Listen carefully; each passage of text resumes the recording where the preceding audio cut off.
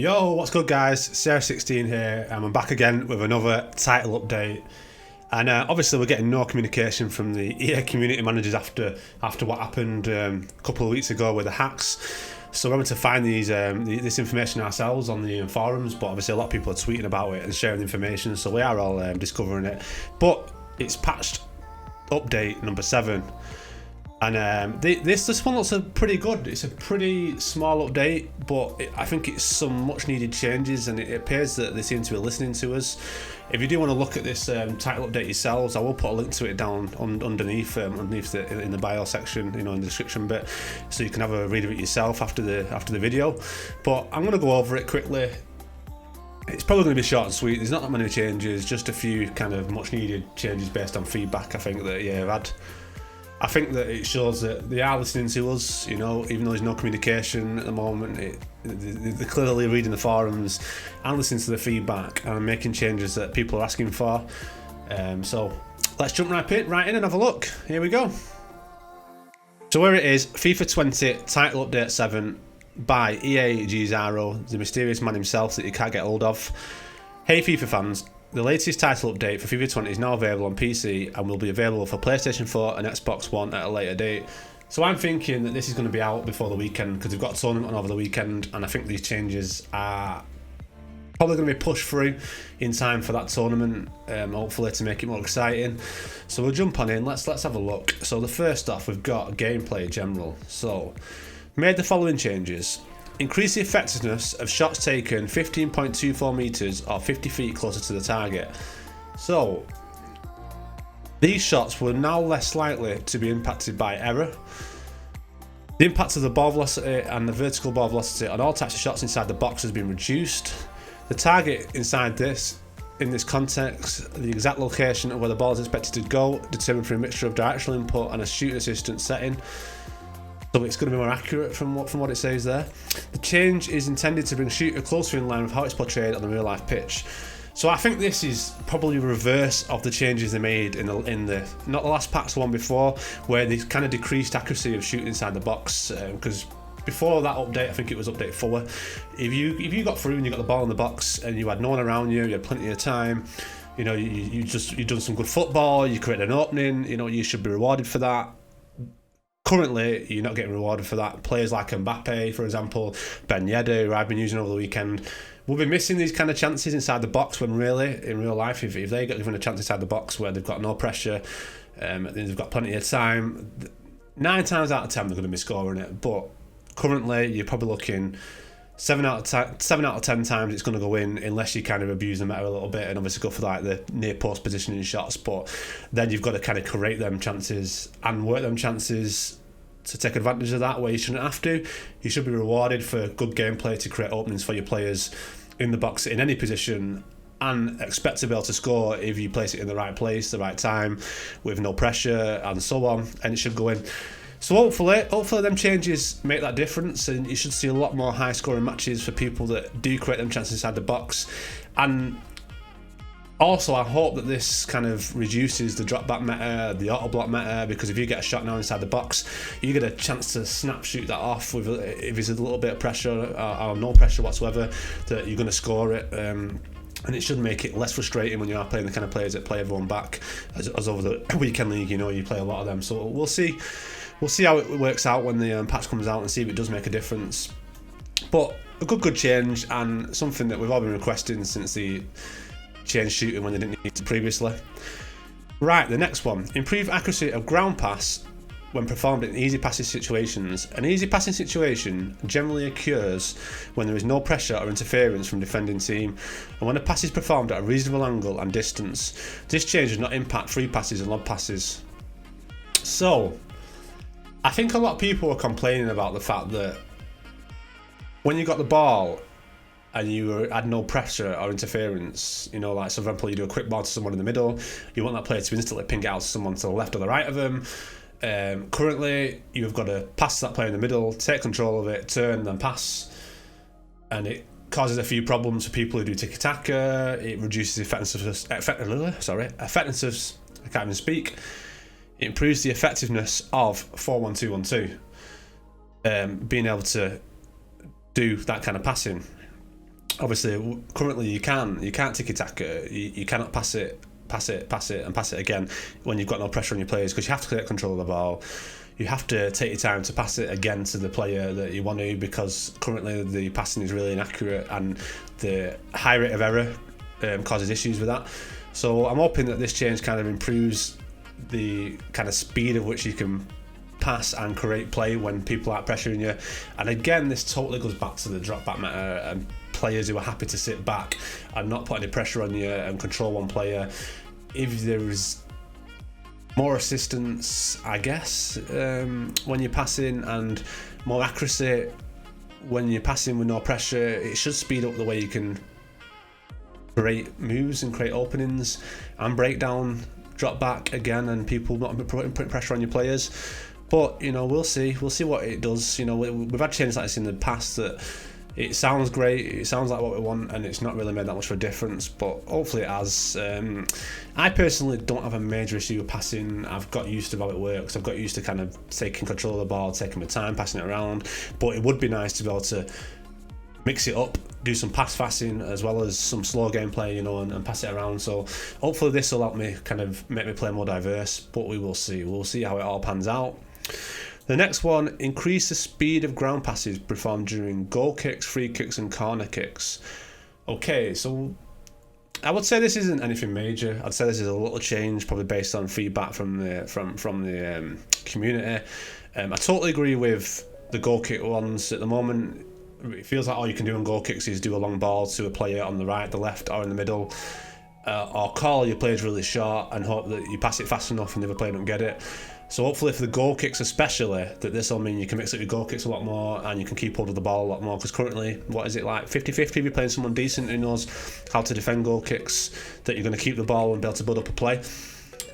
I would love to be able to take my time and build up the play from the goal kick, pass it out short, but currently with the speed that the goalkeeper passes it, I find it's too risky to do, especially in weekend league, so hopefully that makes a difference. Free kicks and corner kicks, I don't really think there was a major issue there. I've never really had any problems with that. If I do a short corner on a free kick or on a corner, I found that it's absolutely fine. I'm not really having any problems with that.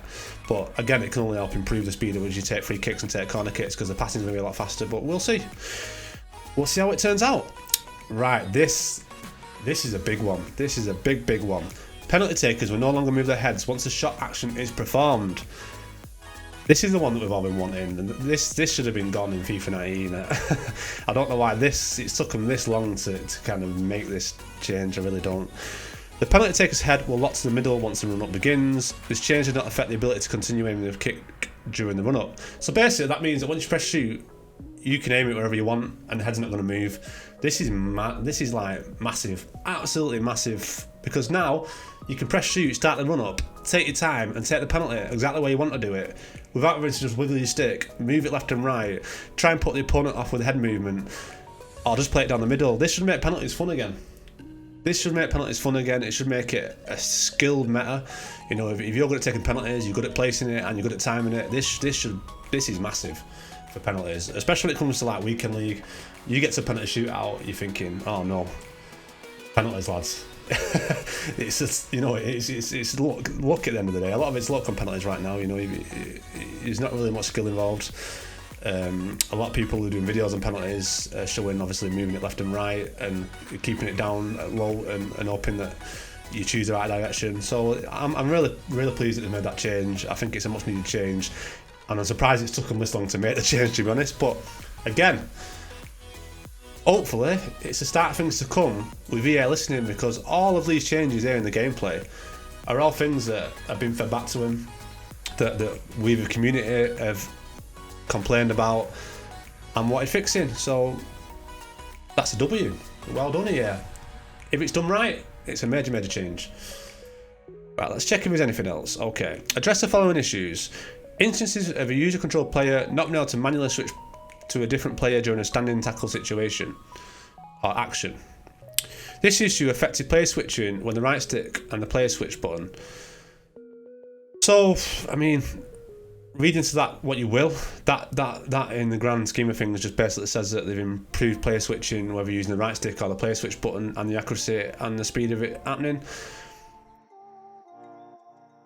This is a major issue. We all know it is. I've had numerous times where I can't switch to the player I want it to. I've always personally thought that it's the servers and input delay, because I've found I switch to player, then a few seconds later I'll switch. It has been a bit slow sometimes at switching, but we'll find out. We'll find out if it is a server issue or if it is actually a game issue with this. And hopefully it makes a big difference. If it does, again, another thing that we've all wanted changing and another area that they've listened to the community, so we'll see. The camera was sometimes taking too long to transition during goal kicks and corner kicks. I think this was where, I don't know if you guys have seen it, on a patch, the third patch I think it was, when you took a goal kick and a corner kick, it switched between two cameras really quickly.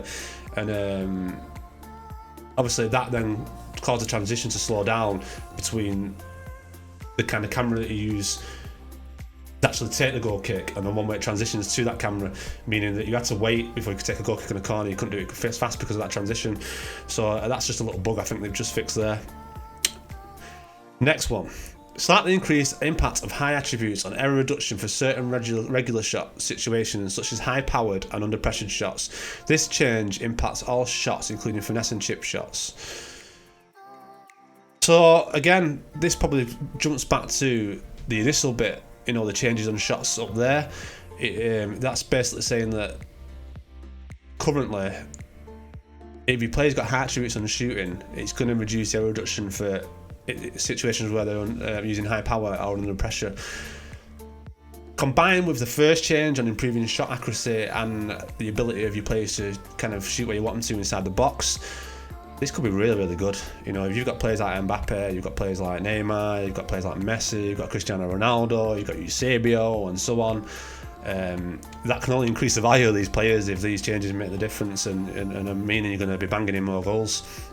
I do feel like a lot of these changes have been brought in place on the back of the esports event last week. And the fact there was a lot of lack of goals, there was a bit of lack of excitement in some of the games. I quite enjoyed the matches. I like the fact it was, you know, a lot of it was almost like chess with how people were playing and making decisions. But obviously the lack of goals I think was a major issue, and the excitement is not there. So I think a lot of these changes have brought back into make games a lot more high scoring. Could be good, could be bad, but we will see. We'll have a quick look at some of these changes down here. I think there's one that I need to address. This one here on squad battles, it's just fixing the counter. It's just nothing major, just a little change. But this is a big one here, right? This one here, and I'm not quite sure how I feel about this one because I agree with it, but I'll tell you my experience and why I do what I do in games, because this will cause problems for me personally. But I agree with it. This change should be made. I do agree with it, even though I don't want it to happen because it's going to affect my gameplay. So the UI and the player items are sometimes loading in different times during kit selection. So basically, right, I don't know how many people know this. I don't think a lot of people actually know this. So you can currently check whether you're at home or away. So if the clock on the kit selection, when you press proceed into game, loads before the kit on the left hand side, it means you're at home, and that's how you tell. So now currently I think what they're going to do is they're going to make them load at exactly the same time, so you don't know whether you're home or away. So now it'll mean that it's totally random whether you're home and away, and obviously it'll be 50-50, and now it does that, which fantastic. I totally agree with it. But I'll tell you my experience. Currently I'm in the UK, and I'm finding that I am not playing anybody in the UK on Rivals and on Weekend League. Weekend League specifically, I play Spanish players, German players, I've played Portuguese players. You know, I've matched up against people from Saudi Arabia. I've matched up from just totally random players. It feels like I'm playing anybody but UK players. So the most highest percentage of players I'm playing are from Spain. I've played Spanish pros, I've played Spanish verified players. I find that generally every other game is a Spanish player. So I've played a game away against Spanish players, and for me it is awful. It's virtually unplayable. The way I play is, you know, I use a lot of skills. I like to do a lot of sharp turns, you know, in-script passing, and in laggy gameplay I just can't do it. It just ruins my game. It's just, you know, my game's gone. So not being able to see whether I'm home and away could have a massive impact on the way I play the game and my enjoyment level of the game. And as I said before, I agree with this change because for my opponent who's in Spain, he's got the same issues that I would have if it was the other way around. But for my current enjoyment of the game, I always play at home because I want to be able to play the football I want to play, and the matchmaking for me isn't accurate. I'm not playing people in the UK. If I was playing people in the UK, I wouldn't have an issue with it because I wouldn't have as much lag and I could still play the game I'm playing. But obviously, it's a change needed to make, but something needs to be fixed with the servers. Something needs to be fixed with the matchmaking,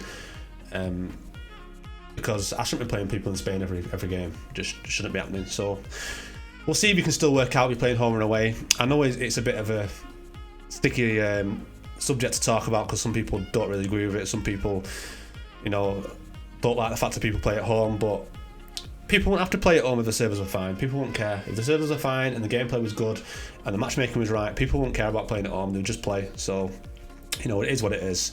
But there we go, guys. I think that's it. I think everything else is just kickoff, a few general changes, visual things. If you want to have a look at it, you take a look at it. It sounds good. It sounds like a pretty short and sweet patch. Little changes that we need in the game.